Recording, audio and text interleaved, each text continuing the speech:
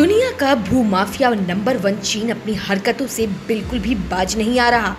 भारत के लद्दाख में तो वो जमा ही है, साथ ही फिलीपींस में भी उसने अपने युद्धपात भेज रखे हैं। लेकिन अब जो खबर सामने आई है उसने अमेरिका तक को हिलाकर रख दिया है, क्योंकि दुनिया में इलेक्ट्रॉनिक चिप का सबसे बड़े हब यानी ताइवान को हड़पने की ओर चीन आगे बढ़ चुका है।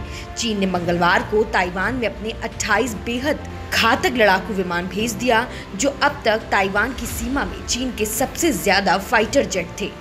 ताइवान की रक्षा मंत्रालय ने कहा है कि पिछले साल से ही चीन के लड़ाकू विमान वैसे तो हर दिन ताइवान की तरफ उड़ान भर रहे हैं, लेकिन पहली बार इतनी तादाद में उसने ताइवान के जोन में भेज दिए हैं, वो भी तब जबकि हाल ही में G7 देशों ने इसके लिए चीन को निशाने पर लिया था। हालांकि ताकत में कम होने के बावजूद ताइवान ड्रैगन के आगे झुकने को तैयार नहीं है। ताइवान की वायुसेना ने भी जवाब में अपनी लड़ाकू एयर पेट्रोल फोर्स को तैनात कर दिया। वहीं ताइवान के राष्ट्रीय सुरक्षा मंत्रालय के मुताबिक द्वीप के दक्षिण पश्चिम हिस्से में एयर डिफेंस सिस्टम के जरिए स्थिति पर निगरानी रखी जा रही है। ताइवान के ऊपर से लड़ने वाले विमानों में 14 J-16 और 6 J-11 लड़ाकू विमान हैं। इसके अलावा बम बरसाने वाले विमानों ने भी उड़ान भरी है। चीन ने यह शक्ति प्रदर्शन ऐसे समय किया है जब G7 देशों के समूह ने रविवार को ही बयान जारी कर ताइवान के साथ विवाद को शांतिपूर्ण ढंग से हल करने की बात कही थी।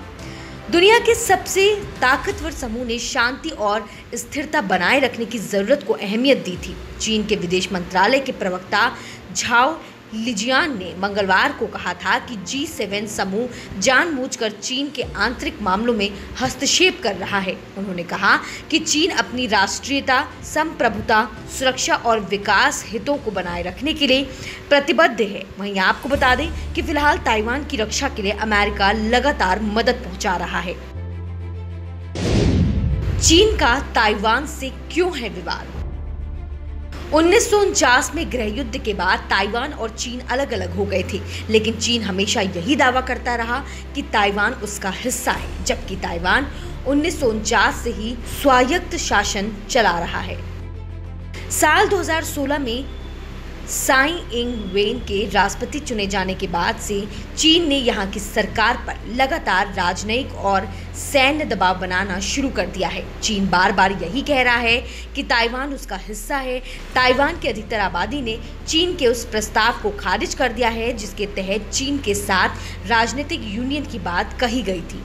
हांगकांग की तरह चीन यहाँ भी एक देश दो सिस्टम का फ्रेमवर्क चलाना चाहता है। पिछले 1 साल से लगभग हर रोज चीन के लड़ाकू विमान ताइवान की ओर उड़ान भर रहे हैं। वह अपनी इस हरकत को अपनी संप्रभुता को बचाए रखने की ओर उठाया गया कदम बताता है। हाल ही में मार्च में भी चीन ने अपने 25 लड़ाकू विमानों को ताइवान की ओर भेजा था।